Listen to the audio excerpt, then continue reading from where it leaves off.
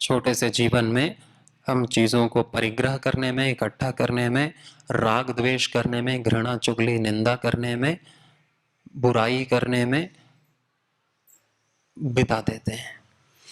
हम स्वीकार नहीं कर पाते, अपना पूर्ण कर्तव्य नहीं कर पाते, असत का त्याग नहीं कर पाते, सबके प्रति सद्भाव नहीं कर पाते और निरपेक्ष जीवन नहीं जी पाते।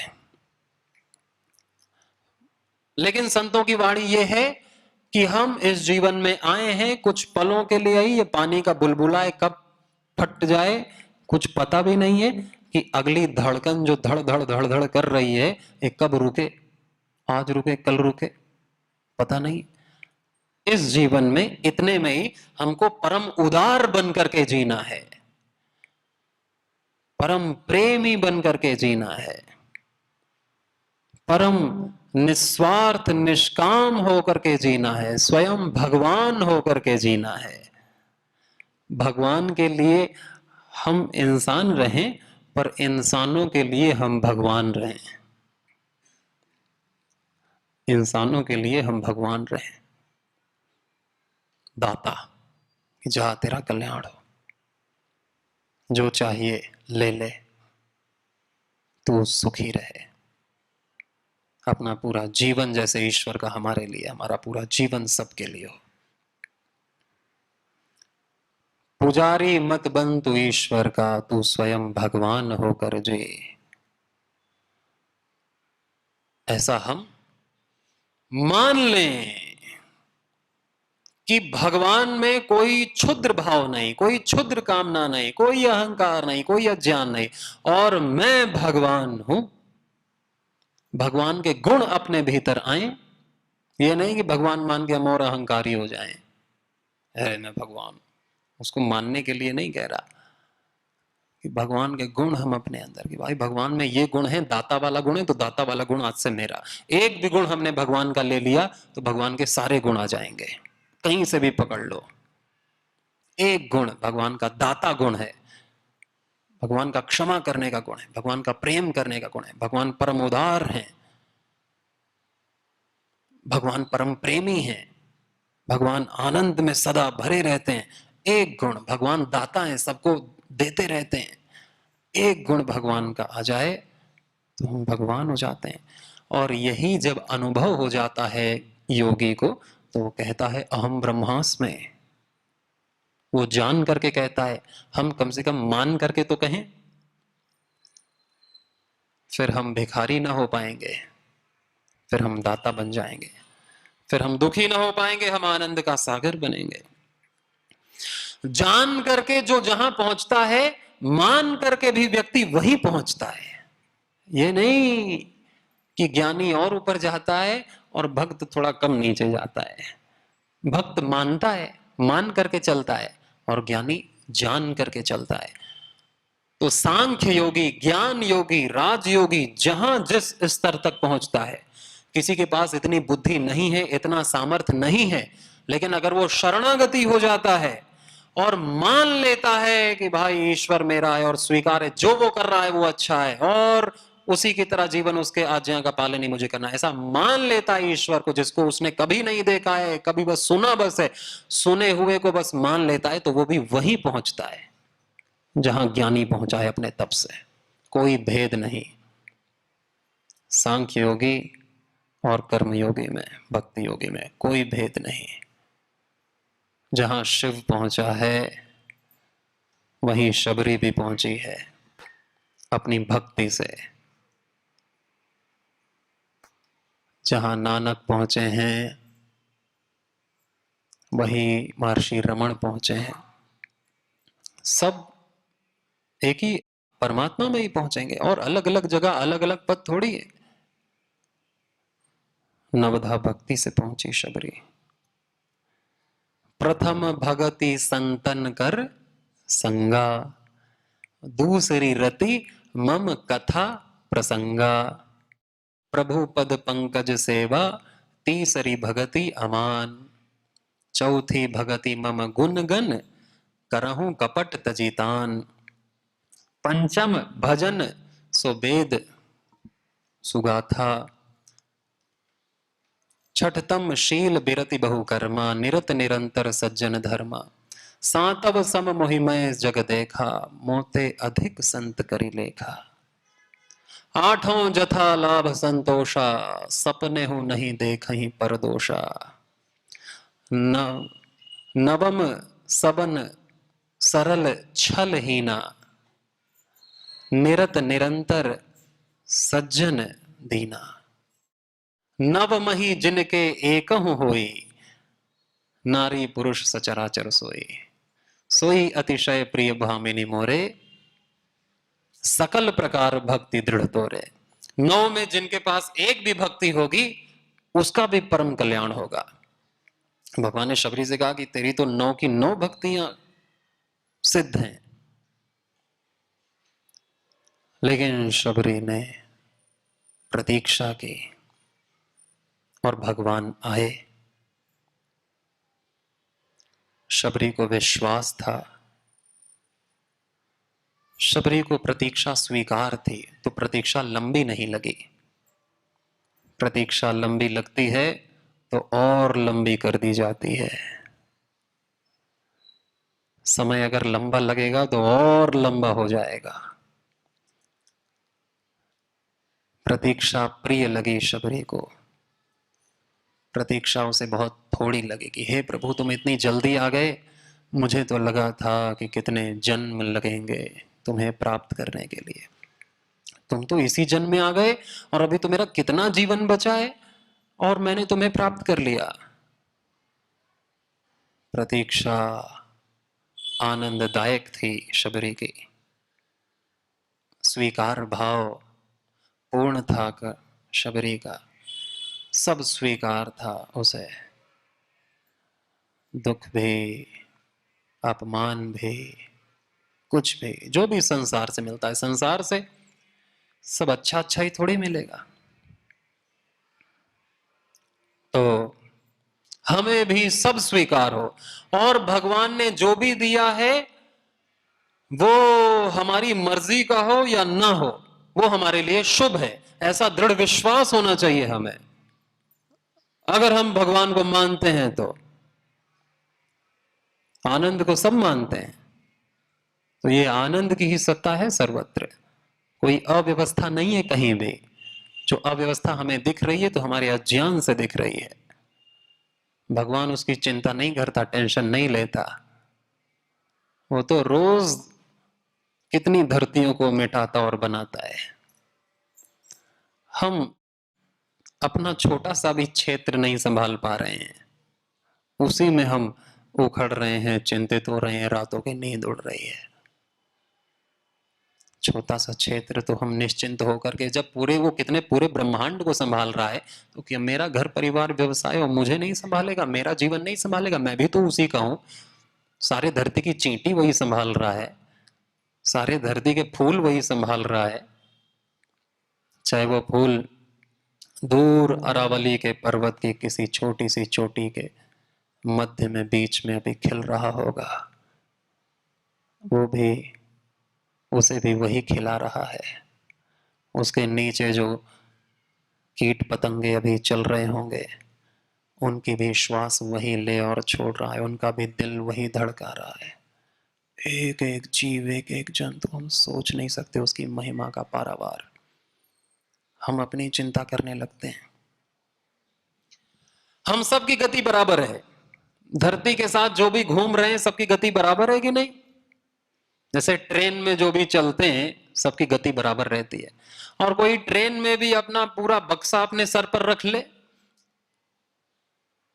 कि भाई बक्सा नीचे रखूंगा तो कहीं ये छूट ना जाए, बक्सा भी ऊपर लेकर के बैठा हुआ है, तो ये तो उसकी मूर्खता है। बक्सा उतार के रख दे भाई, हम सब एक ही जगह पहुंचेंगे, बक्सा भी नहीं जाएगा। भगवान कहता है कि योगक्षेमम वहां में, मैं धरती चला रहा हूं, योगक्षेम भी तेरा मैं ही वहन करूंगा, तू विश्वास तो कर और मत कर, तो तू ही चिंतित होगा, तेरा ही सर दर्द, तेरा ही बीपी बढ़ेगा। कोई दिक्कत नहीं मेरे को, मरेगा फिर किसी ना किसी योनि में जाएगा, छोड़ूंगा नहीं मैं तेरे को, मैं तुझे नहीं छोड़ सकता। तू मुझे भूल जा, मैं तुझे नहीं भूल सकता। इस प्रकार हम जब वस्तुओं को स्वीकार कर लेते हैं तो हमारा जीवन सरल हो जाता है, आसान हो जाता है। फिर हम भक्ति कर सकते हैं खुले दिल दिमाग से, फिर हम सेवा कर सकते हैं खुले दिल दिमाग से। तो संत यही कहता है कि मेरे जीवन में एक अच्छी बात हुई कि मेरी इच्छा कभी पूरी नहीं हुई, तब मैं आज यहां तक पहुंचा हूं। अगर मेरी इच्छा पूरी हो जाती, भगवान कर देता मेरी मूढ़ इच्छाओं को, तो मैं नहीं पहुंच पाता। हे प्रभु, मेरी एक ही कामना है कि मेरी कोई भी इच्छा पूरी ना हो। मैं कभी भी कोई इच्छा तो मैं करूंगा नहीं, लेकिन कभी हो भी जाए तो करना नहीं। मैं अभी बता रहा हूं, तेरी इच्छा पूरी हो। हे ईश्वर, हे नाथ, तेरी इच्छा पूरी हो। तेरी इच्छा मेरे लिए सदा ही शुभ थी, है और रहेगी। तेरी इच्छा ही शुभ है। सब कुछ शुभ है या शुभ की तैयारी है। हर चीज जो हो रही है या तो शुभ है और या तो शुभ की तैयारी है, कुछ भी अशुभ नहीं। परमात्मा ही एकमात्र कर्ता है, इसलिए हमें कर्ता नहीं मानना चाहिए, अहंकार में नहीं आना चाहिए। जो कुछ है सब उसका दिया गया है। ये हाथ उठाने का सामर्थ्य भी तो उसका दिया गया है।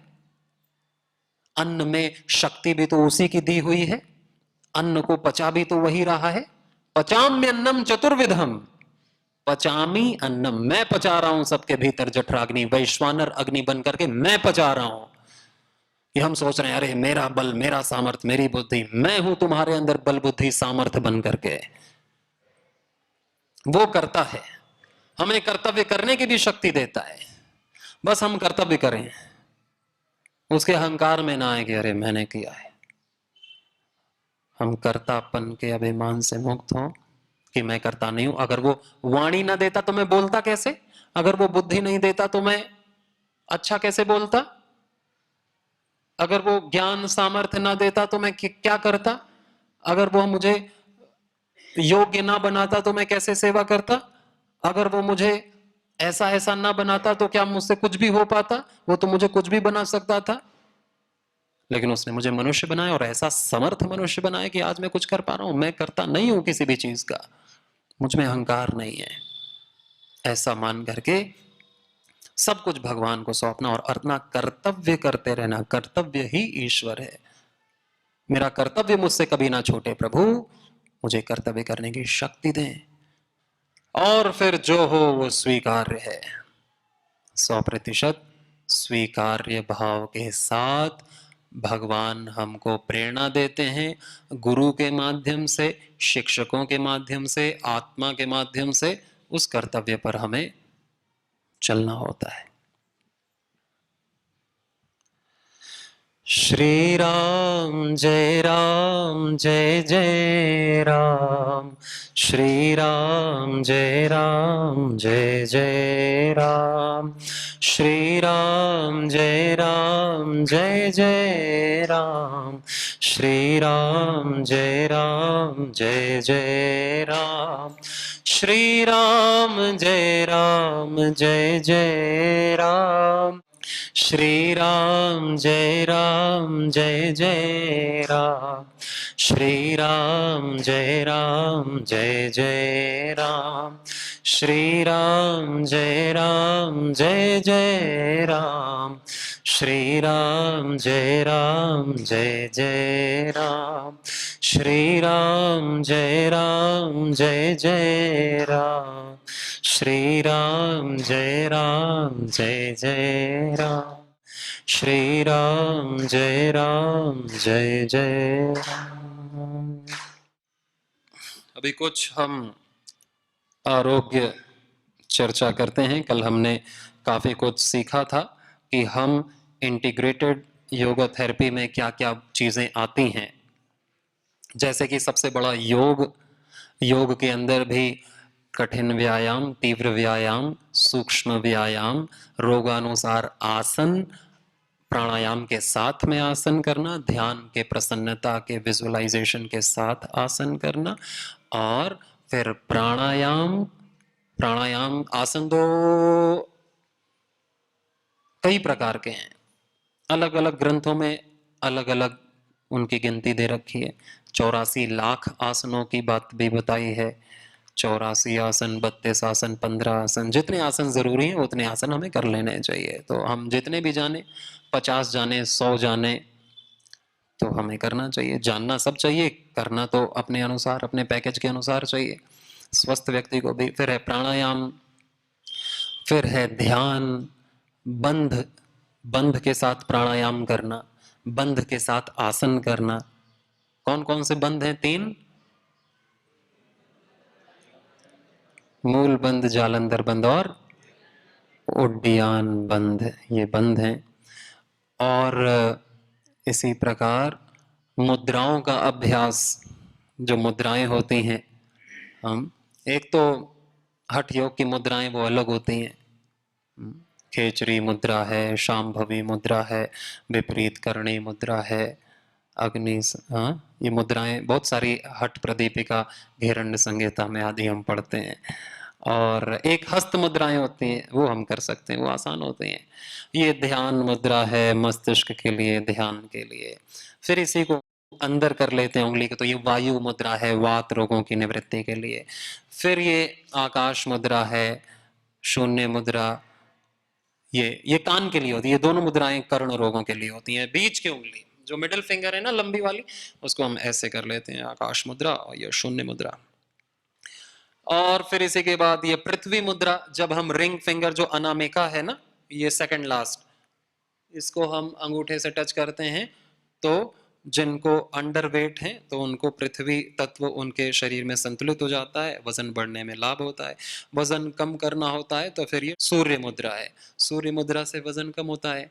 और फिर ये जल तत्व के लिए वरुण मुद्रा, ये लास्ट वाली वरुण मुद्रा है, जल तत्व के संतुलन के लिए। इसे ऐसे भी करते हैं, ऐसे भी करते हैं, तो जल तत्व का संतुलन होता है। कि कोई, किसी को मूत्र रोग होता है, या कोई बच्चा रात में बिस्तर गीला कर देता है, तो उसके इस उंगली को ऐसे ऐसे 2 मिनट सोने से पहले कर देते हैं, तो फिर वो रात में उसको पेशाब नहीं लगता है। इस तरह ये एक्यूप्रेशर पॉइंट भी है। फिर ये लास्ट की 2 उंगलियां मिलाते हैं, शक्ति मुद्रा है। शरीर में बहुत ज़्यादा कमज़ोरी है, प्राण शक्ति कमज़ोर है, दमा, अस्थमा, तो ये अपना प्राण शक्ति को बढ़ाने के लिए शक्ति मुद्रा होती है। फिर बीच की 2 उंगलियां हैं, मध्यमा और अनामिका, इनको अंगूठे के अग्रभाग से मिलाते हैं तो अपान मुद्रा होती है। हृदय के लिए बहुत ही अच्छी मुद्रा। किसी की सांस बहुत फूलती हो तो ये मुद्रा लगा करके रखना, हृदय शक्ति प्राप्त करेगा, सांस नहीं फूलेगी। कभी सीढ़ी चढ़ते हैं तो 2 मिनट भी लगा के रखते हैं, फिर सीढ़ी चढ़ते हैं तो सांस नहीं फूलती है, तुरंत इंस्टेंट काम करती है, चैनलाइज करती है ऊर्जा को। इसी तरह अपान मुद्रा ये है, और अपान और वायु मुद्रा को मिला देते हैं तो अपान वायु मुद्रा बन जाती है। वायु मुद्रा इसे कहते हैं और अपान मुद्रा ये। तो ये अपान वायु मुद्रा फिर मल्टी बेनिफिशियल, ये शरीर को डिटॉक्स करती है, शरीर से अपने भीतर से जो भी कचरा है उसे बाहर निकालने में मदद करती है। किडनी के लिए बहुत अच्छी है, क्योंकि किडनी फिल्ट्रेशन का काम करती है, ब्लड को प्योरीफाई करने का काम करती है। तो फिर ये किडनी के लिए भी अच्छी है, थायराइड के लिए भी अच्छी है, हमारे एंडोक्राइन एक्सोक्राइन सिस्टम के लिए अच्छी है, हृदय के लिए भी बहुत अच्छी है क्योंकि अपान मुद्रा तो है ही, और वात रोगों के लिए भी अच्छी है क्योंकि वायु मुद्रा भी है, तो ये और शक्ति बढ़ जाती है। इस प्रकार से ये मुद्राएं हैं। इसी प्रकार एक्यूप्रेशर हमें, जैसे ये थायराइड के लिए पॉइंट होता है, अंगूठे के ये नीचे वाला थायराइड के लिए है। ये फेफड़े का भी है, ये राइट फेफड़ा और ये लेफ्ट फेफड़ा, ये जो 2 उठे हुए पहाड़ जैसे हैं, यह फेफड़ों का भी पॉइंट होता है। यहाँ बीच में हृदय का भी पॉइंट और मूत्र रोगों का पॉइंट भी होता है। हृदय के लिए यहाँ भी पॉइंट होता है बीच में, क्योंकि फेफड़े के भी बीच में ही तो हृदय होता है, तो यहाँ भी थोड़ा टाइट कस के दबाते हैं तो अंदर तक की नस हमारी दबनी चाहिए। ये फिर इसी के ऊपर यहाँ किडनी का पॉइंट होता है बीच में, और बीच से थोड़ा ऊपर नाभि, नाभि का पॉइंट होता है, नाभि के ऊपर फिर यहाँ पर एक फेफड़ों का पॉइंट होता है। ये 2 उंगलियों के बीच में कान का पॉइंट है, कान दर्द करे तो ये राइट हैंड में राइट कान का, लेफ्ट हैंड में लेफ्ट कान का। ये 2 उंगलियों के बीच में आँखों का पॉइंट होता है, नेत्र ज्योति बढ़ाने के लिए, नेत्र में कोई भी प्रॉब्लम हो, पहली 2 उंगलियों के बीच में। इसी प्रकार यहाँ छोटी उंगली के बीच में यहाँ पर नीचे डायबिटीज़ का पॉइंट होता है। किसी को डायबिटीज़ हो तो कपालभाति के साथ भी इस पॉइंट को दबा सकते हैं, भस्त्रिका के साथ भी इस पॉइंट को दबा सकते हैं कस कस के, या हम आसन करते समय भी इस पॉइंट को दबा सकते हैं। ये डायबिटीज़ के लिए है। फिर इसी तरह हम ये यहाँ पर एक मास्टर पॉइंट है। मास्टर पॉइंट ये 6 अंगुल दूर, यहाँ से कलाई से 2 और 2 6 अंगुल दूर, यहाँ पर ऐसे दबाते हैं तो मुट्ठी, ये उंगली अपने आप बंद होती है इस प्रकार से। तो यहाँ पर दबा करके रखना 2 मिनट के लिए, या उसको बार बार दबा, ये मास्टर पॉइंट है पूरे शरीर के लिए। जो कभी बूढ़ा नहीं होने चाहते तो वो ये पॉइंट दबाया करें, ठीक, जवान बने रहोगे तुम। मास्टर पॉइंट है ये। और फिर एक मस्तिष्क का पॉइंट यहाँ अंगूठे पे होता है, पिट्यूटरी ग्लैंड का भी, मस्तिष्क की ग्रंथियों का और मस्तिष्क का। यहाँ पर इसको कैसे हम, या तो वो एक दबाने का आता है एक, हाँ हाँ, या तो पेन से भी कर सकते हैं, कोई भी सॉलिड चीज़ हो तो उतनी भी ज़्यादा भी पॉइंटेड ना हो, थोड़ा मोटा उसका मुंह हो, उससे हम यहाँ जिसको सर दर्द होता है, बहुत ज़्यादा दर्द करता है, फिर ये थोड़ा सहते सहते लंबी गहरी श्वास लेकर के थोड़ी देर दबा के रखना चाहिए 5 सेकंड के लिए, फिर छोड़ दिया, फिर छोड़ दिया, या तो थोड़ी देर ऐसे ऐसे करना चाहिए। फिर लेफ्ट साइड भी थोड़ा सा, फिर राइट साइड भी थोड़ा, किसी को इधर दर्द होता है, किसी को इधर दर्द होता है, तो थोड़ा थोड़ा ऐसे दबाते हैं, तुरंत सर दर्द गायब हो जाता है। सर दर्द हो तो ये अपने पास पॉइंट है, इसको हमको दबा लेना चाहिए। सर दर्द के लिए एक और ध्यान मुद्रा, इसको कर लेते हैं। इसको कभी भी सर दर्द ज्यादा हो तो ये ध्यान मुद्रा, कभी भी हम गाड़ी में बैठे हैं, ट्रेन में बैठे हैं, घर में बैठे हैं, ऐसे करके लंबी गहरी श्वास लेनी चाहिए और पूरा ध्यान अपनी सांसों पर करना चाहिए।